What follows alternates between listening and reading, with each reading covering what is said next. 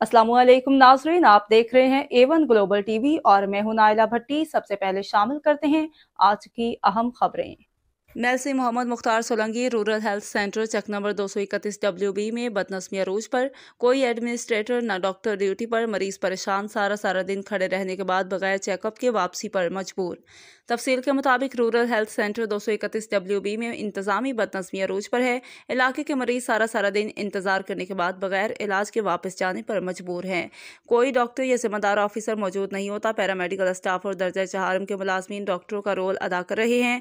मरीज डॉक्टर के मुतालिक पूछें तो काट खाने को दौड़ते हैं, जबकि करीब प्राइवेट अस्पतालों में रूरल हेल्थ सेंटर के डॉक्टर मरीजों को तरजीही बुनियाद पर दिन हो या रात हर वक्त चेक करने में कोताही नहीं बरतते। इसके अलावा टेस्टों की भारी फीसें वसूल की जाती हैं। कोई डॉक्टर या पैरामेडिकल स्टाफ का मुलाजिम किसी मरीज को चेक कर भी ले तो दवाई उनके बताए गए स्टोर से ही ली जा सकती है, वरना मरीजों से बदअखलाकी मामूल है।